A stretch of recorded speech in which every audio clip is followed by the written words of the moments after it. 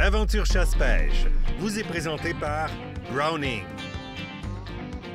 Beneva et par la Fédération québécoise des chasseurs et pêcheurs.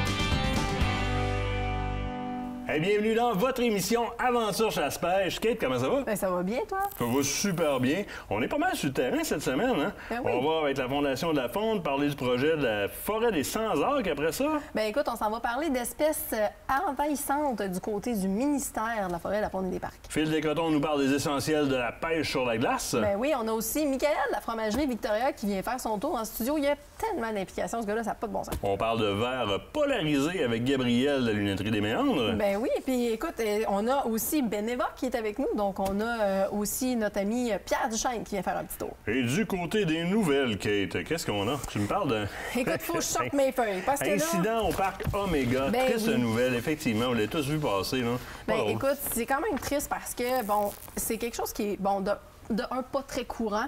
Tu sais, on s'entend de se rendre dans un parc avec des animaux qui sont considérés comme étant protégés.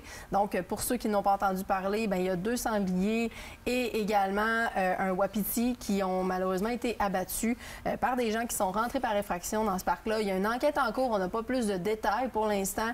Il y a eu des témoins sur place qui ont vu les incidents se produire et il y a eu constat effectivement de cette capture d'animaux-là qui était illégale. Donc, on va attendre les développements, mais c'est à suivre. Et honnêtement, c'est vraiment triste parce qu'on travaille fort à la conservation de ces animaux-là du côté du parc Omega, donc c'est vraiment triste. Nouveau ministère, mais une mauvaise nouvelle du côté de la fin de semaine pour les migrateurs. Ben oui, écoute, on le sait comment la relève, on a dit, hein, c'est quelque chose qui nous importe beaucoup. On avait beaucoup de questionnements par rapport au nouveau ministère et j'ai reçu plusieurs messages qui m'ont demandé de parler du fait que les fins de semaine de la relève au niveau des oiseaux migrateurs ont été retirés du côté du ministère pour être remplacés par les permis de chasse aux oiseaux migrateurs considérés comme gibier. Donc, les jeunes de moins de 18 ans peuvent se procurer ce permis-là pour pouvoir chasser et avoir leur propre limite de possession pour pouvoir chasser de leur côté avec des mentors. Mais pour les gens de la chasse à la sauvagine, ça remplace pas et ça remplace en rien des fins de semaine dédiées à la relève, comme on l'a présentement avec le gros gibier, avec le cerf de Virginie. Héritage Faune, c'est le moment de donner. Bien, effectivement, jusqu'au 30 novembre prochain, donc c'est encore le temps de pouvoir vous procurer des lots à l'encan. Même chose si vous voulez participer au souper Héritage Faune, il reste encore des places, donc c'est le moment de le faire, qui a lieu très, très bientôt dans les prochains jours. C'est encore le temps de réserver votre place. Ma sélection Euno de la semaine. On se rapproche du temps des fêtes. On s'en va dans quelque chose d'un petit peu plus soutenu, on va dire ça. Ben écoute, moi, ça me parle, moi, ça. Cognac, donc on est sur une eau de vie, littéralement, hein, Oui. donc de la région de Cognac. Cognac Larsen VSOP. Petite histoire super intéressante. Oui. 1926, le jeune Jens Radar Larsen, qui est un Norvégien. Puis dans ce temps-là, c'était pas en mode de faire du pouce pour aller se promener, mettons, dans l'Ouest canadien. Lui, il décide de prendre un navire puis de partir découvrir le monde. Ah ben pourquoi pas? Il s'enfarge les pieds à Bordeaux pour OK. réparer son navire. Puis, un petit peu plus au nord de Bordeaux, tu as une région qui s'appelle Cognac, qui est célèbre pour ses eaux de vie. Effectivement. Et dans ce coin-là, il va trouver 2 choses. L'amour de sa vie, puis une passion pour le cognac. C'est donc bien hot. Il y en a qui ont ça beau en tabarouette. Hein? Mais c'est beau, l'histoire. Moi, Oui, j'aime ça. Définitivement. Il va se trouver une job dans ce coin-là. Il va travailler avec les maîtres de chais. Il va connaître le cognac. Il va devenir un expert. Puis il va pondre sa première recette, ou du moins sa première appellation super intéressante en 1926, qu'on appelait le cognac des Vikings. Donc, Larsen Cognac naît en 1926. Il y a une procédure aussi au niveau de la fabrication qui est propre à Larsen, dans le sens qu'on fait une double distillation OK. des vins qu'on produit. Les 2 cépages sont utilisés, là, je vais prendre mes notes, fin bois et petite champagne. Donc, c'est des eaux de vie de 4 ans quand même qu'on va faire une double distillation dans laquelle on sépare le lit pour aller chercher au maximum les arômes et les saveurs des fruits, les raisins qui sont utilisés pour faire les vins initiaux qu'on reconcentre, on se comprendra en faisant cette distillation-là pour arriver sur le cognac. Au bout de la ligne, on arrive avec un assemblage d'eau de vie de 4 ans, quand même vieilli, issu principalement des deux raisins dont on parlait. De là, en bouche, on va avoir une explosion parce que j'ai conservé les arômes qui étaient propres au vin. Donc, déjà, j'ai du fruit confit. Okay. C'est très intéressant. On n'est pas cuir tabac sec. On a beaucoup d'arômes en bouche. Épices, figues secs, cannelle, vanille, présence du chêne qui est toujours là, très intéressant, disponible à la SAC. Quand même assez abordable pour un cognac. On parle de 65 $ pour un VSOP. C'est super intéressant. Vous ne serez pas déçus. C'est votre cognac pour le temps des fêtes. Très accessible. Oui, très accessible et aussi à offrir en cadeau parce qu'écoute, esthétiquement parlant, c'est agréable à recevoir. Ça se donne très, très bien. Hey, l'autre bord de la pause, on parle des essentiels pour la pêche sur la glace avec Phil Descotonges.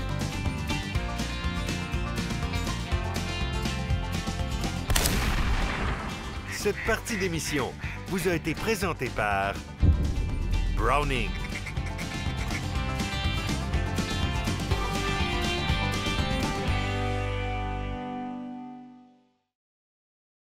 Écotone est fier de vous présenter cette partie d'émission.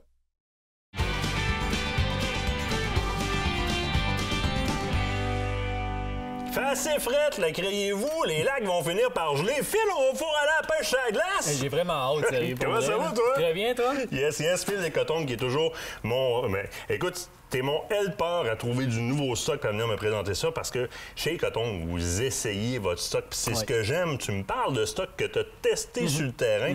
Puis ça, pour moi, ça fait toute la différence entre quelqu'un qui me vend quelque chose en lisant sur le côté de la boîte puis quelqu'un qui l'a vraiment testé qui va pouvoir me conseiller sur le sens du monde. Tu me parles de pêche à la glace, les essentiels de la pêche sur la glace. Oui. En fait, cette semaine, gars, ce que je t'ai amené, c'est vraiment le kit de base pour, tu sais, monsieur, madame, tout le monde qui veut commencer à la pêche ou le jeune qui débute. Tu sais, le jeune crinqué que j'étais il y a quelques années, bien, je commence, là, OK, c'est quoi j'ai de besoin pour pouvoir faire une belle pêche cet hiver? Fais-moi faire le tour de ça. De quoi j'ai besoin? Bien, premièrement, écoute, on va commencer directement à l'avant. J'ai amené une belle tente de la compagnie Altan, la Polar Hut. En fait, cette tente-là, c'est vraiment une tente de pêche sur glace. Qu'est-ce qui est le fun? C'est que, premièrement, le nylon est très épais.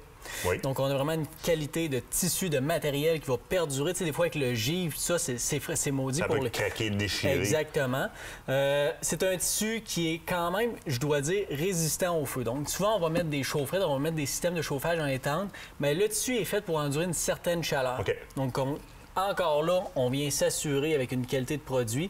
Puis ensuite de ça, bien, ce qui est le fun avec les tentes de pêche sur glace comparativement à une tente de chasse, c'est que les rebords au bas sont vraiment plus longs. Oui. Fait qu'on est capable d'enterrer la tente dans la neige, donc ça coupe les courants d'air. Puis je te le dis, on est vraiment beaucoup plus confortable. Ça fait une bonne jupe, là, honnêtement. Là, ça fait une bonne jupe. Puis des fois, ben, ils vendent tellement qu'effectivement, tu as besoin de cet appui supplémentaire-là. Puis si vous pensez que c'est la fin du monde de monter une tente, passez donc 2-3 jours pas de tente sur le lac. Ouais. Essayez à attendre après, vous en passerez pas. 5-10 minutes, je te le dis, il vaut à peine, pour vrai. Là. Avec une chaufferette. Ouais. Donc, système de chauffage. J'ai amené ici la compagnie Martin, que tout le monde connaît. J'ai amené un petit système, c'est 3000 BTU. C'est une petite chaufferette catalytique qui se met sur une bonbonne d'une livre. Donc, c'est pas gros, c'est compact, c'est facile à traîner. Puis encore là, maintenant, ce qui est le fun avec tous ces systèmes-là, c'est que c'est quand même beaucoup plus sécuritaire que ce l'était avant. Et simple à allumer. Exactement. Avant, il fallait que tu fasses une danse de la Saint-Guy par un soir de pleine lune, ça finissait par allumer. Là, c'est clic, ça allume. Et c'est pas le seul modèle. Celui-là est très efficace, super portable. Ouais. Mais on peut évoluer là, dans Martin, là, définitivement. très loin. Là. Si on grossit, on tombe soit dans des petites roulottes, par exemple. Je vais parler du Fjord, que là, on est vraiment dans des petites roulottes. Mais on peut grossir, on peut aller dans du 7000, du 10 000 BTU, que, tu sais, là, on va avoir un rendement qui est beaucoup plus efficace. Ça va chauffer davantage. Puis encore là, on reste toujours avec des principes qui sont très, très, très sécuritaires. Puis ces grosses chaufferettes-là, en passant, on peut les brancher sur des plus grosses bonbonnes, des plus gros réservoirs. On pourrait le brancher carrément après les bonbonnes, de la roulotte, littéralement. Exactement, oui. Puis ça demeure abordable pour quelque chose qui est efficace. Oh, oui. Là, j'ai une tente, oui. J'ai de quoi me chauffer. Là, il faut que je passe au travers de la glace pour pêcher. Il va falloir faire un trou là-dedans. Exactement. Une fois qu'on est confortable, écoute, je t'ai amené vraiment 2 systèmes de perceuses pour pouvoir percer la glace. Donc, pour commencer, j'ai amené la Eskimo, la HD06. En fait, c'est le standard. Oui. Okay? On reste dans de quoi de bien raisonnable en termes de prix. C'est des couteaux qui sont interchangeables. Donc, si à un moment donné, ça coupe plus, on a pogné une roche, on a pogné le sable, on est capable de changer les couteaux. On va avoir encore une perceuse qui va être très efficace. Manuel, celle-là? Oui, celle-là, c'est manuel. Il existe des modèles à gaz maintenant, modèles électriques. Oui. Mais j'amène ton attention sur la Jiffy que j'ai sur le coin de la table. J'ai beaucoup entendu parler. Oui. Ça, en fait, c'est une mèche qu'on est capable d'installer donc sur une perceuse, là, qu'on a à la maison, une perceuse, faire des rénovations sans broche, en passant, pour éviter justement qu'elle jamme puis qu'on la brise. Donc, avec ça, puis une bonne perceuse, là, on est vraiment capable de faire plusieurs trous à répétition. Puis encore là, ça, c'est intéressant. C'est beaucoup plus compact à traîner. Pas de manche, rien. C'est vraiment le fun. Pour vrai, là. Très intéressant. Yes. Après ça, si on continue dans le confort avant d'embarquer dans l'équipement de pêche, ça n'est pas un siège de toilette. Non. Parce qu'il y en a plusieurs en studio qui pensaient que c'était ça. Pas, là. Ben, ça va beurrer. C'est pour mettre sur le dessus d'une chaudière pour s'assire les faunes au confort. Pour être confortable, écoute, il existe une panoplie de marques, de compagnies qui en font. Donc là, j'ai la compagnie Vanish qui font justement, c'est un siège. Ça se met sur une chaudière. On l'a à l'arrière quand même, le dessin. Là. Ce qui est le fun, c'est parce que dans ma chaudière, je suis capable de mettre mon matériel, je suis capable de mettre mes healers, bien des accessoires. Puis tu arrives dans ta tente, mais tu sais, encore là, tu sauves la place, tu gardes la place. Donc, tu es beaucoup plus confortable que d'assis sur le banc de neige ou ben non, sur... C'est clair. À terre, c'est à la glace, là, on va se le dire. Là. Fait que justement, encore là, c'est un petit accessoire qui vaut vraiment la peine. Puis on va passer plusieurs belles heures de pêche là, avec ça. Très intéressant. Équipement de pêche? Yes. Donc on est confortable. On commence avec la canne parce que je pense que c'est l'idéal. Oui. Pas besoin de payer 300$. Bien, en fait, quand on va commencer, tu sais, on en a parlé souvent, on va parler des cannes premier prix, puis ensuite de plus haute qualité. On va pogner sensiblement les mêmes poissons, on s'entend. Sauf que le feeling est différent. Oui. Donc, on peut commencer avec une canne premier prix, qu'on va être capable de faire n'importe quoi selon l'espèce, selon la rigidité de la canne. Donc, ici, j'ai une petite Quantum, une Glacier. Donc, on reste dans une canne qui va être faite, qui va être conçue pour pogner tout ce qui est crapet, perche chaude, la petite truite mouchetée. Donc, c'est quand même des cannes qui sont versatiles, qu'on va être capable de faire plusieurs espèces avec ça, puis qu'on reste toujours dans le très, très abordable. Okay. C'est ça qui est le fun. Quand on monte en prix, bien, c'est toujours là qu'on va avoir beaucoup plus de sensibilité sur la canne, moulinée avec une meilleure qualité. Mais je tiens à le préciser, c'est pas parce qu'on a une canne qui vaut une fortune qu'on va pogner plus de poissons nécessairement. Ça, c'est pas un présentoir. Ça pourrait bien faire. Ça, en fait, je trouve que ça fait bien. Je devrais mettre toutes mes cannes comme ça à boutique. Mais quand on pogne un petit 15 minutes que là, on a envie de se reposer, on met ça au sol, ça fait très bien. On est capable de surveiller le bout de la canne. Donc, c'est vraiment des principes, justement, qui nous permettent de laisser la canne au repos, puis on est capable de profiter du moment. J'en ai un autre de caché. Il reste une minute à peine. Oui. Ça, là, ça, c'est nouveau. C'est connu, mais c'est un des très bons modèles. Yes. Ça sert à quoi? Explique-moi ça. Ça, en fait, c'est un principe, encore là, c'est pour appuyer notre canne, sauf qu'il y a vraiment une détente automatique. Donc, on vient installer notre canne sur la fixation. Puis ce que ça fait, c'est que dès qu'il va y avoir une touche, automatiquement, ça se détache, puis la canne vient ferrer automatiquement. T'en perds pas avec ça. T'en perds pas. En bas de 30 secondes, très rapidement, les fils adaptés, c'est super important. Fils adaptés, on va éviter que la glace pogne sur le fil, que ça fasse des nœuds, que ça se mêle. Donc, j'ai amené dans le trilène de la micro-ice qui va être faite pour mettre sur les petites cannes, les petits lancers légers. Mais j'amène aussi ton attention sur les lignes polaires, en fait, qui sont faites pour mettre sur des brimbales. OK.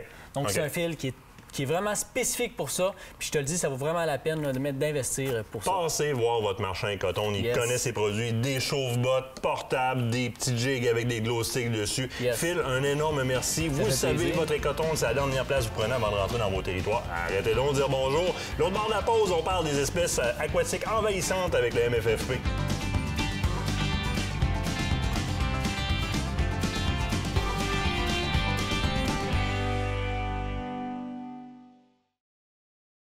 L'équipe d'Aventure Chasse-Pêche est nourrie par Bouffe et Compagnie, des repas préparés, frais et savoureux.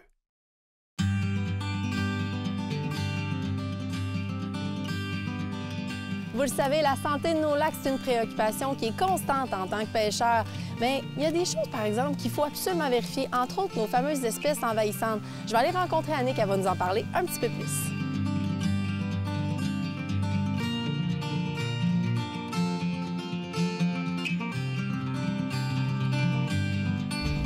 Donc, Annick, toi, tu es biologiste au ministère. En fait, qu'est-ce que tu fais exactement au ministère?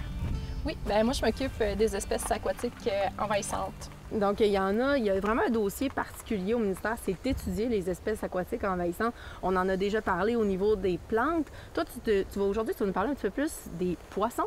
vraiment des espèces de poissons? Oui, des poissons, puis pas nécessairement les poissons exotiques qui viennent d'ailleurs, mais des poissons qui originaires du Québec, mais qui sont souvent introduits dans des plans d'eau ailleurs au Québec. Puis ça aussi, c'est une problématique. OK. Comment ça fonctionne? Qu'est-ce qui se passe dans le fond exactement? C'est quoi la problématique que vous observez sur le terrain?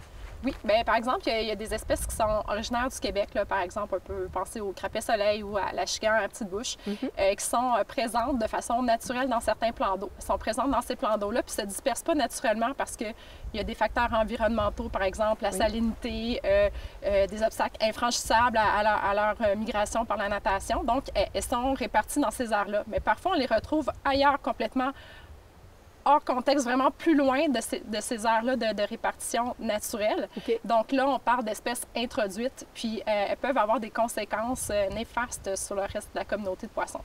En fait, qu'est-ce qui pousserait quelqu'un à vouloir introduire une espèce indigène qui n'est pas native de ce lac-là? Il y a plusieurs raisons. Ce qu'on soupçonne, entre autres, c'est que des gens veulent promouvoir la pêche sportive. Tu sais, on veut qu'il y ait plus de poissons dans un lac ou on veut pêcher une espèce en particulier. Par exemple, le brochet dans un lac où il n'y en a pas naturellement. Bien, probablement qu'il y a certaines personnes qui se disent, bien, écoute, c'est une espèce du Québec, moi, je vais amener ça dans mon lac, puis je vais être capable de pêcher le brochet à proximité de chez nous. Sauf que ce qu'il faut savoir, c'est que le brochet, c'est un prédateur qui, si ensemencé dans un lac pas approprié pour ce type d'espèce-là, bien, peut causer des problèmes à d'autres espèces, comme par exemple, des fois, ça peut être des espèces qui sont susceptibles d'être menacées ou vulnérables, comme l'ombre chevalier ou cassa. Donc, ça peut créer des problèmes, perturber la dynamique. Puis finalement, au lieu d'aider la pêche sportive, bien, on va causer des déclins en productivité de poissons. Qu'est-ce qui peut se produire d'autre si on introduit une espèce indigène? C'est quoi les impacts que ça peut avoir sur l'écosystème si on introduit une espèce indigène dans un plan d'eau qui n'est pas prévu à cet endroit-là? Bien, un autre des exemples pourquoi les gens, des fois, peuvent se dire, bien, on va introduire cette espèce-là, c'est de se dire, bien, moi, je vais amener des poissons fourrages, donc des petits poissons qui vont aider à faire grandir mais les autres poissons pour lesquels on veut avoir une meilleure pêche. Mais ce qu'il faut voir, c'est que ces petits poissons-là deviendront grands aussi, vont être en compétition avec les autres espèces. Notamment, on a un exemple, c'est le crapet-soleil qui peut paraître vraiment inoffensif, mais s'il se retrouve dans un lac de ombre de fontaine en allopatrie, par exemple, bien, il va créer autant de problèmes, sinon plus, que le meunier noir, une problématique qui est bien connue au Québec. Donc, le crapet-soleil, lui, il va rentrer en compétition surtout avec les jeunes stades d'ombre de fontaine, donc ils vont empêcher qu'il y ait une bonne croissance. Puis, c'est pas nécessairement en les mangeant, mais c'est en une compétition pour les ressources alimentaires. Ah mon Dieu, moi, je viens d'en apprendre pour vrai parce que j'aurais pas pensé qu'il y a des espèces qui peuvent, à la limite, avoir de l'air inoffensives. On va souvent penser à des prédateurs ou encore des poissons qui sont un petit peu plus sportifs ou qui sont plus carnassiers, qui vont vraiment causer une problématique. Mais là, on va vraiment se retrouver avec des espèces qui sont envahissantes à d'autres niveaux, là, qui sont vraiment à surveiller. Dis-moi, qu'est-ce qui est mis en place du côté du ministère pour pouvoir surveiller ce type d'incident-là ou ce type d'événement-là qu'on ne souhaite pas parce qu'on veut vraiment garder la santé de nos plans d'eau? Bien, ce qu'on voudrait, c'est sensibiliser les gens à ce genre de pratique-là, que c'est pas parce que c'est une espèce qui est originaire du Québec qu'elle n'aura pas de conséquences si on l'introduit dans un autre plan d'eau. Si les gens veulent ensemencer leur lac ou promouvoir la pêche sportive, bien, ce qu'il faut savoir, c'est que ça prend des permis. Donc, il faut consulter le site du ministère pour aller chercher les permis nécessaires à ça, puis le faire dans les plans d'eau appropriés. Donc, pour avoir plus d'informations, c'est simple, on sera sur le site du ministère. Toutes les informations sont là. Exact. Merci, Annick. Merci.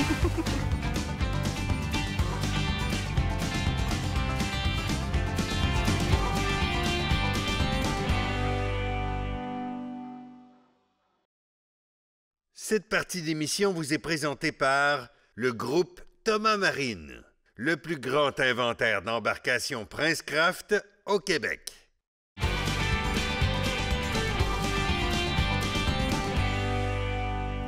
Vous le savez, les chasseurs et pêcheurs, on en a de l'équipement, ça c'est sûr et certain.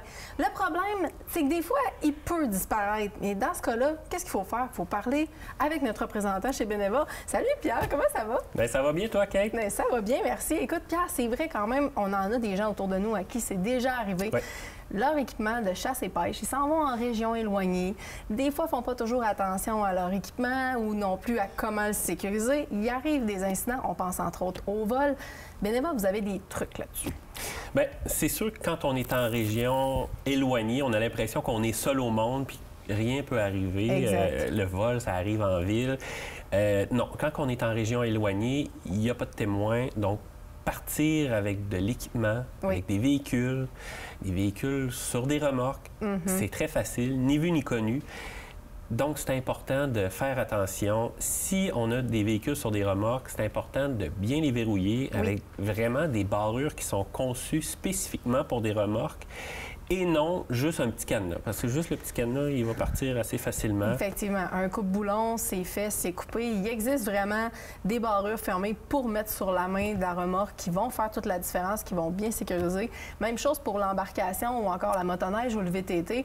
C'est important de le sécuriser, de le sangler aussi à l'intérieur. Ça retarde un petit peu aussi l'intention lorsque vient le temps de commettre un vol. Donc, ça peut être pratique.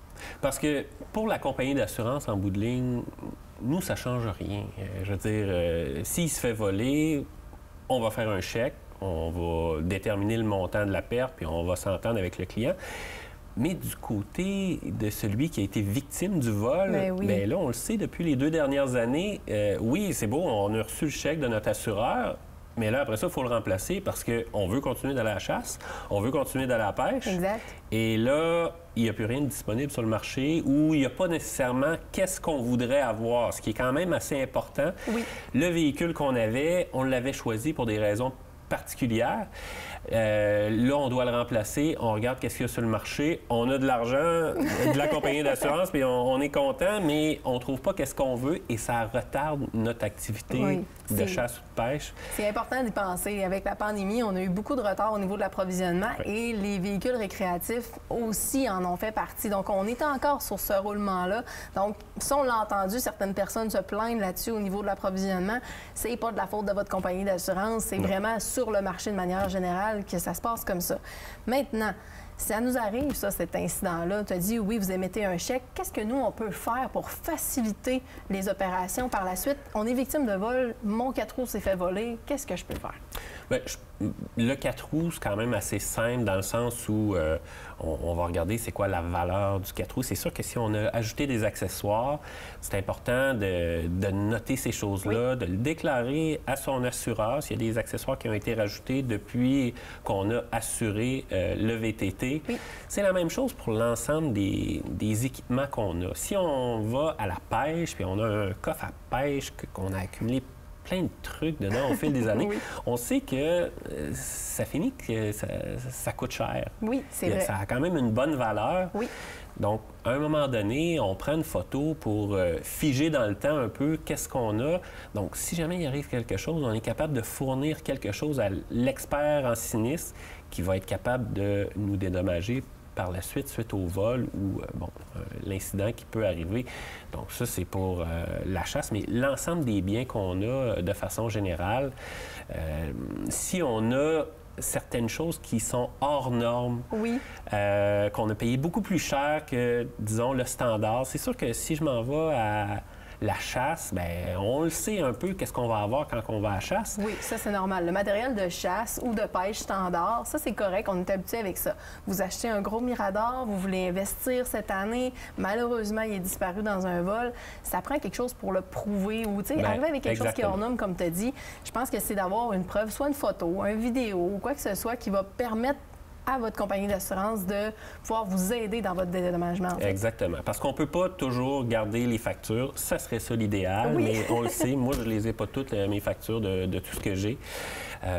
Donc, ça, c'est ce qu'on peut faire justement pour faciliter le travail. Mais à la base, comme on le disait au début, c'est la prévention. Exact. On fait attention lorsqu'on est en forêt, dans des secteurs éloignés, on garde en tête que c'est facile à voler, ni vu ni connu, personne ne s'en rend compte et c'est ça qu'on voit beaucoup. Et au niveau des véhicules, très important, les remorques. Le vol, ça se fait sur des remorques. Il n'y a personne qui embarque sur une motoneige ou sur un 4 roues puis qui part avec parce que pour se rendre là, il a fallu qu'il arrive en voiture. Ça prend un autre transport. Exactement. Donc, vraiment sécuriser la remorque. Pierre, écoute, je pense qu'il y a une foule d'informations qui, des fois, peuvent être pratiques pour les utilisateurs. Qu'est-ce qu'on fait pour avoir plus d'informations? On appelle notre représentant? Bien, si on a des questions, on appelle notre représentant, puis il va être en mesure de nous donner l'information et d'offrir les bonnes garanties pour être bien protégé. Un énorme merci, Pierre. Je pense qu'on va avoir d'autres sujets à discuter ensemble cette année, d'autres trucs et conseils pour les chasseurs-pêcheurs. Sûrement. Merci, Kate. De l'autre côté de la pause, restez là. On s'en va voir un beau projet de la Fondation de la Faune.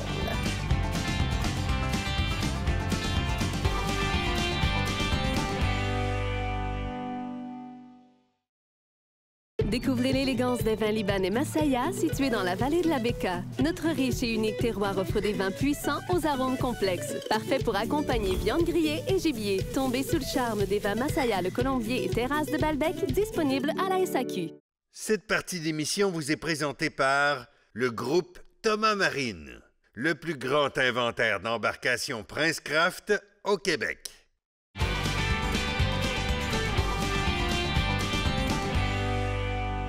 Et je suis en studio avec Christine de la Fondation de la Faune. Ça va bien? Oui, ça va bien, merci. Merci d'avoir accepté l'invitation. Écoute, Christine, je suis habitué, moi, de voir les programmes dans lesquels s'implique la Fondation de la Faune être financés par un des programmes, là, que ce soit le programme Aqua, Protection ou quoi que ce soit.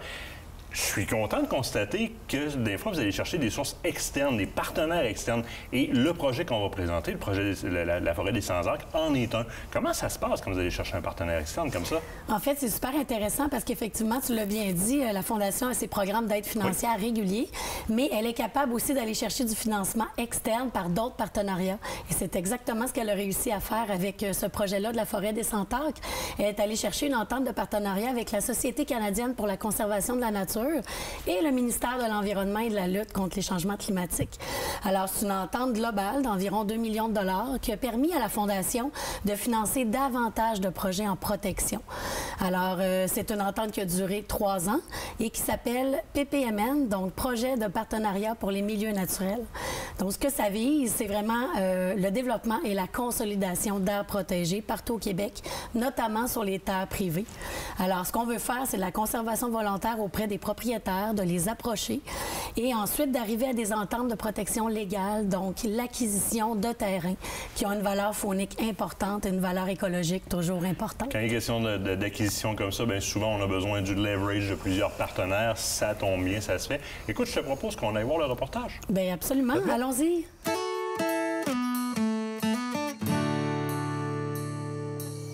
La Fondation de la Faune a à cœur la protection de la faune et de son habitat, et ce, à la grandeur de la province de Québec.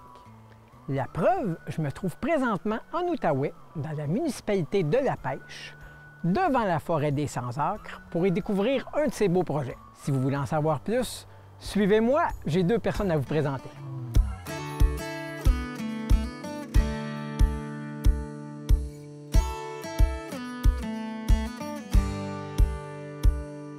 Olaf, bonjour. Bonjour.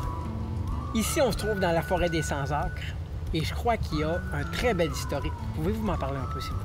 Oui, bien, notre organisme de bienfaisance non lucratif, Acre, travaille afin de protéger ce terrain, la forêt des Sans-Acres. C'est un terrain qui se trouve entre les villes de Wakefield puis Chelsea, dans un endroit qui grandit très, très vite. Il y a beaucoup de pression de développement résidentiel. Et nous autres, on a travaillé avec la Fondation de la Faune puis avec tous les voisins du quartier afin de protéger cette forêt magnifique. Ici, c'est grand, c'est beau, mais il y a beaucoup de travail derrière ça. Oui, absolument. On a commencé notre travail. Bien, on a commencé une discussion avec le propriétaire il y a 6 ans passés maintenant. Puis notre travail assez sérieux a commencé 1 an passé. Puis on a contacté notre partenaire important, la Fondation de la Faune. Puis ils ont donné leur soutien pour notre projet. Puis on a commencé tout un projet de chercher pour les fonds pour acheter cette belle terrain, pour protéger cette forêt qui se trouve dans un corridor écologique autour de la partie de Gatineau. Et je crois aussi que ici, c'est exposé être un développement domiciliaire. Oui, c'est ça. Il y a beaucoup de pression dans la région pour le développement puis des nouvelles résidences, mais en même temps, tous les voisins s'intéressent à la protection de la nature. Et je crois qu'il y a une petite anecdote avec le maire de La Pêche, je crois bien. Oui, c'est ça. Bien, on a commencé notre projet, puis en parlant avec tous les voisins, mais un de nos premiers partenaires, c'était la municipalité de La Pêche, puis même le maire de La Pêche, M. Guillaume Lamoureux, était la première personne de nous donner un don personnel pour le projet. Donc, ça a commencé avec la maire, puis ça a agrandi avec tous les voisins qui se trouvent autour de la forêt. C'est intéressant de voir que les gens de la place ont vraiment à cœur ce projet-là. Oui, c'est ça, mais certainement, le partenariat qu'on a eu avec la Fondation de la Faune était tellement important. Puis Canard illimité, Parc Canada, la Commission de capitale nationale, puis notre subvention qui vient de la Fondation de la Faune était réalisée par une entente avec la Conservation de la Nature Canada, puis le ministère de la lutte contre les changements climatiques. Puis ce projet-là, c'est en expansion. J'imagine que ça restera pas là. Ça va vraiment devenir de plus en plus grand. Oui, nous espérons que ça va agrandir encore. On a protégé à peu près 30 de la corridor écologique du parc Nord-Ouest. Puis notre but, c'est de protéger tout le corridor écologique puis établir un bon lien avec le parc de Gatineau. Juste à l'entrée de la forêt, on voit qu'il y a une belle sculpture. Est-ce que vous pourriez m'en dire un petit peu plus? Parce que je pense qu'il y a une histoire spéciale derrière ça. Oui, certainement. Bien, la ville de Wakefield est vraiment une ville des artistes. Puis quand on a commencé ce projet-là, on a engagé avec un artiste, M. Mark Wouters, qui a construit cette sculpture qui s'appelle la Grande Nourricière. Donc l'idée, c'est que c'est un arbre, une tronc d'un arbre et les racines qui sortent de la terre. Puis jusqu'au cœur de l'arbre, on se trouve l'âme de la forêt. Puis l'idée, c'est que c'est une sculpture qui parle à propos de la transition entre le développement, puis la ferme, l'agriculture, puis maintenant une forêt qui s'agrandit autour de la ville de Wakefield. Puis si j'ai bien compris, je pense que c'est fait avec tous des morceaux qui sont dégradables, donc elle va retourner à la terre d'ici quelques années. Oui, c'est ça, exactement. Pour nourrir la terre, pour agrandir la forêt ici. Est-ce que les gens ont accès à cette forêt? Oui, tous les gens ont accès aux forêts. Notre but, c'est de protéger l'environnement, mais un autre aspect de notre travail comme un organisme de bienfaisance, c'est d'assurer que les gens ont accès à la nature. Donc, on va continuer d'établir puis maintenir les sentiers puis les connexions entre les voisins qui se trouvent ici. Olaf, un grand merci pour ce temps précieux que vous nous avez offert. Je vous encourage vraiment à continuer votre beau travail. C'est très important, la protection de la faune, puis je pense que vous faites vraiment quelque chose de bien. Si vous me permettez, je vais continuer ma petite visite. J'ai encore des belles choses à voir ici, puis je veux vraiment profiter de tout mon temps pour pouvoir voir ça. Absolument. Vous êtes bienvenue. Bonne journée.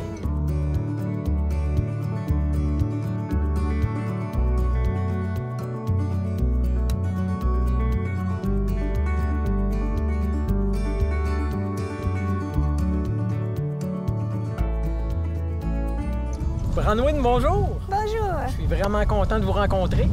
Carrément. Vous faites aussi partie de l'organisme Acre.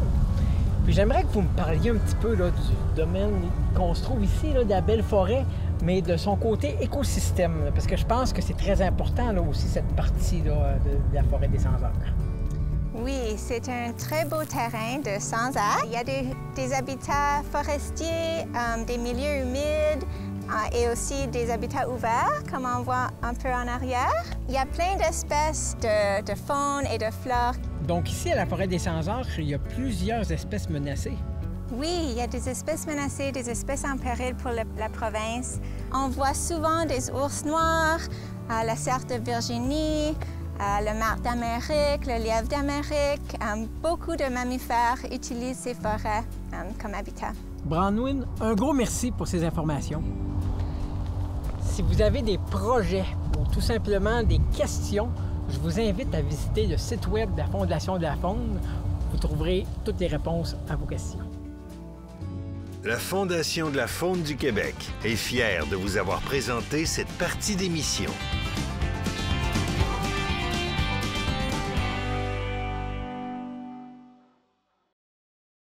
Cette partie d'émission vous est présentée par le groupe Thomas Marine, le plus grand inventaire d'embarcations Princecraft au Québec.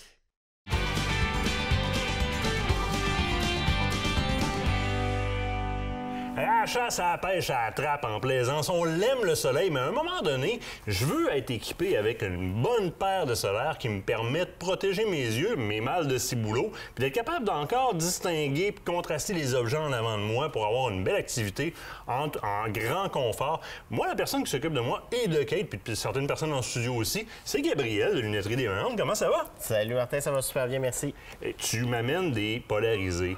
Puis les polarisés, là, dans l'imaginaire collectif, puis je pense que c'est resté comme ça. Si on recule il y a une vingtaine d'années, si tu réussissais comme petit cul qui va à la pêche à avoir 150 $ dans tes poches, tu t'en allais au magasin de chasse et pêche, puis là, tu pouvais acheter une paire de lunettes avec laquelle tu allais voir les poissons.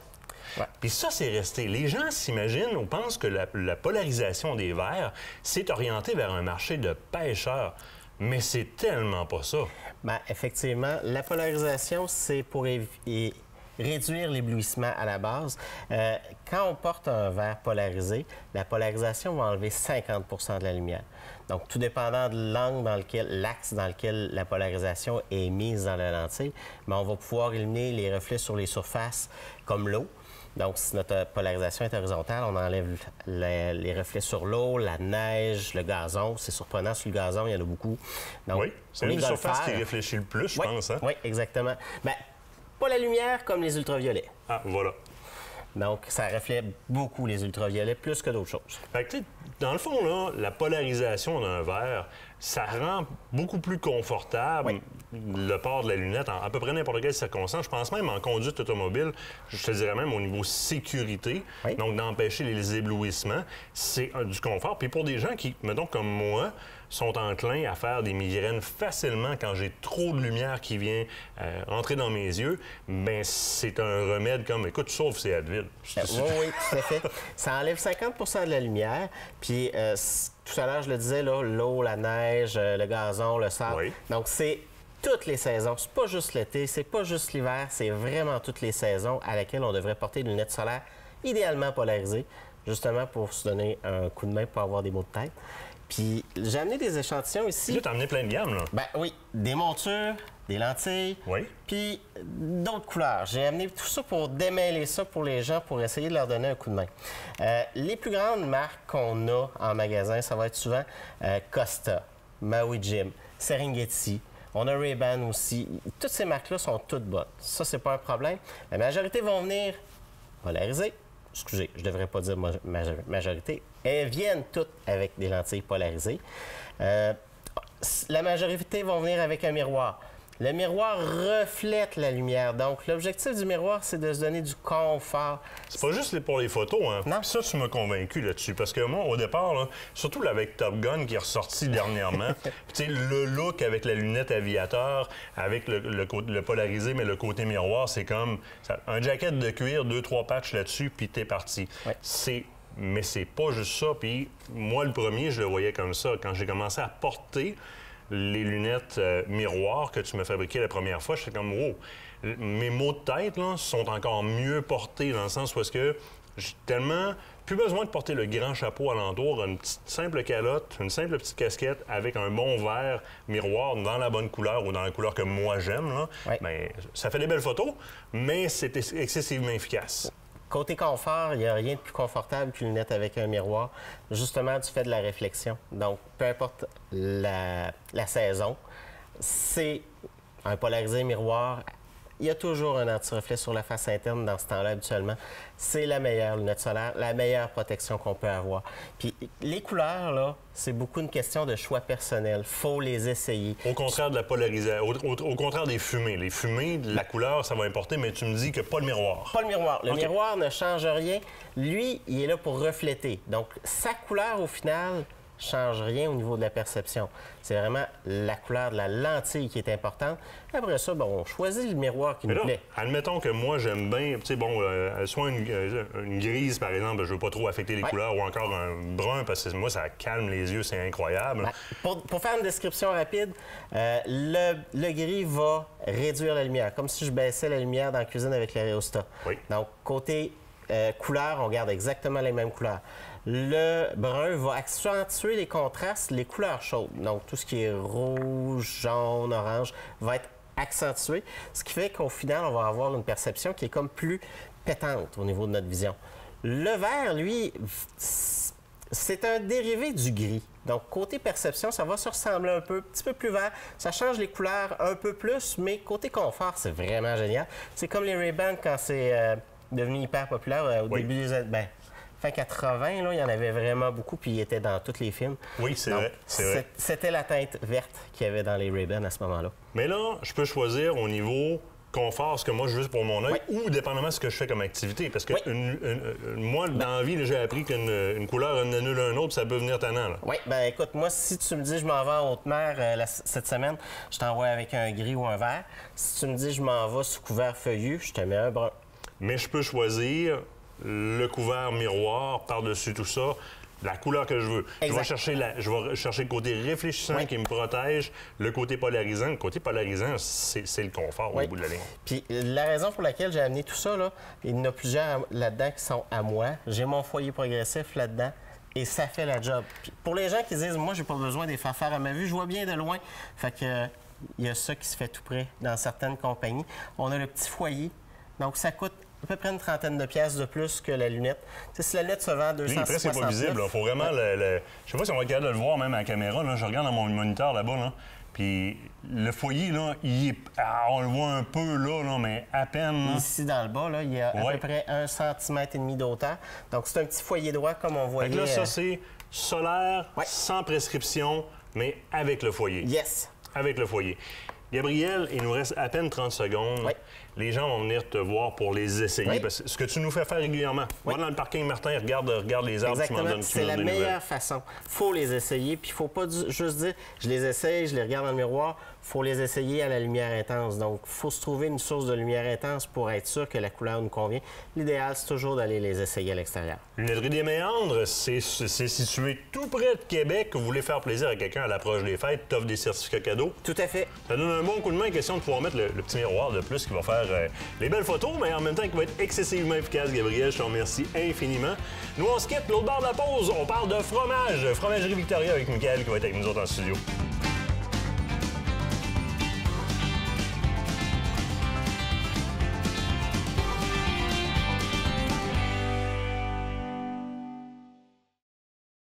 Cette partie d'émission vous est présentée par la Fromagerie Victoria, authentique et familiale depuis 75 ans.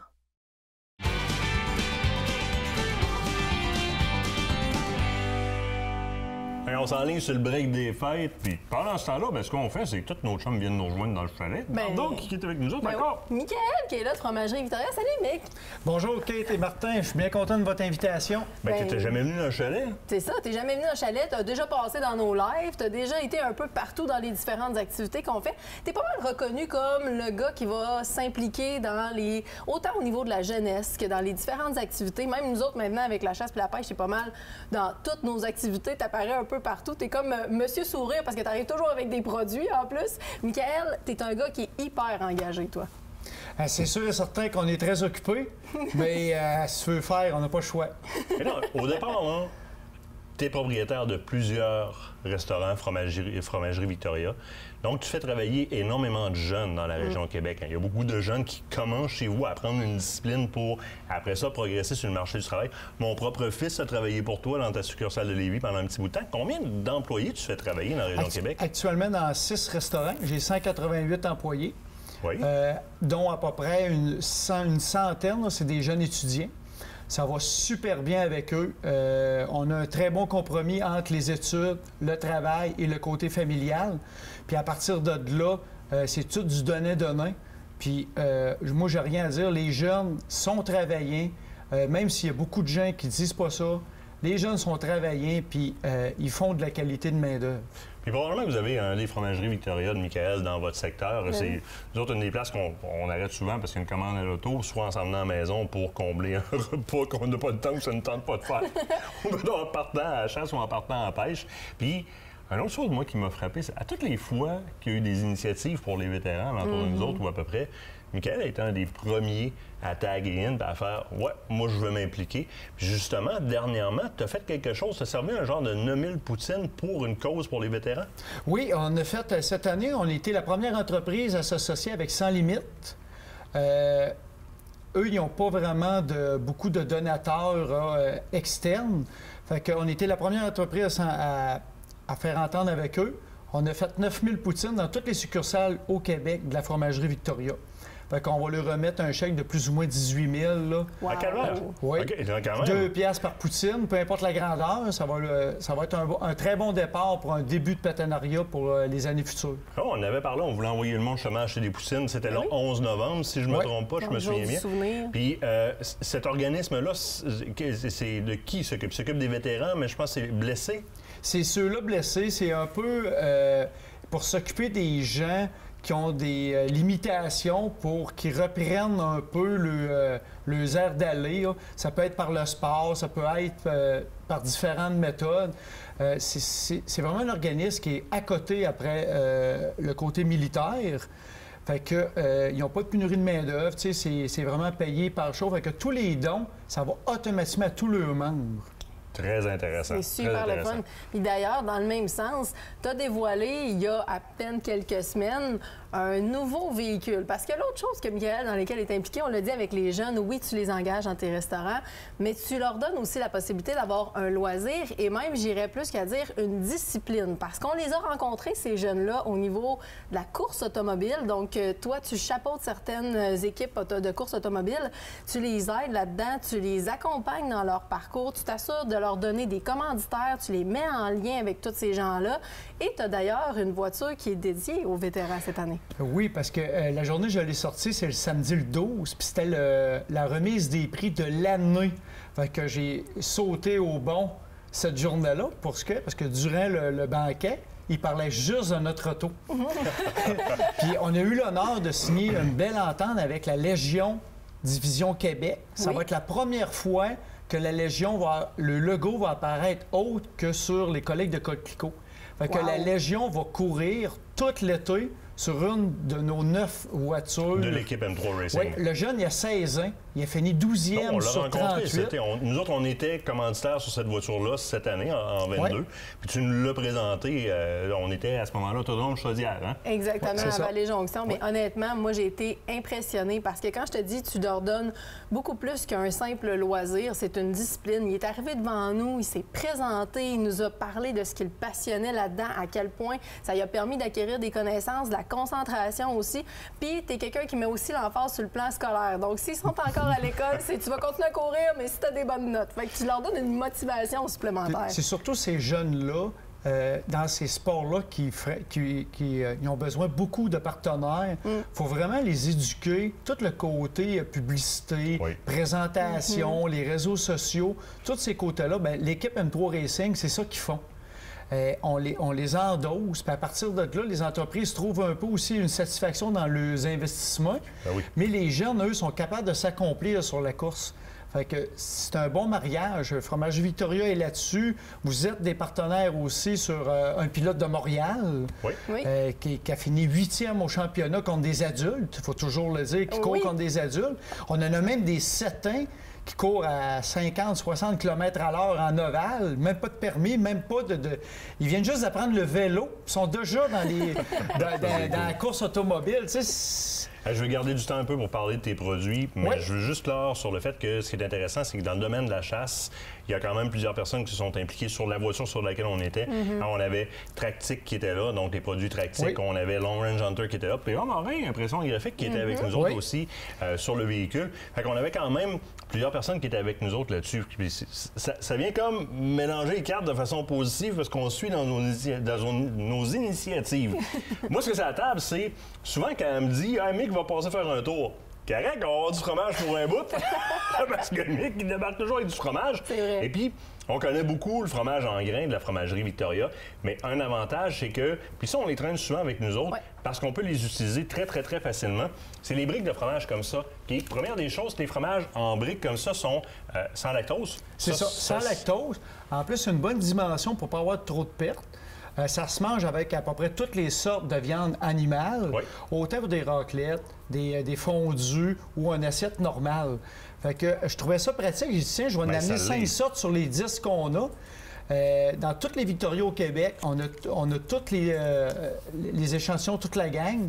Fait que vous avez besoin de passer, vous ramassez ça, puis vous êtes prêts pour la chasse. Puis je vous le dis, là, un bloc comme ça, tomate séchée, ça fait 4 poitrines de gélinotte ouvertes en portefeuille. Tu mets ça là-dedans, on enfourne ou on met sur le feu. Arrête, tu vas faire saliver tout le monde, là, c'est ça qui va se passer. Pour Noël, on part chercher des certificats cadeaux chez Fromagerie Victoria. Oui. On offre les produits qui sont faciles à traîner avec nous autres à la chasse, à la pêche.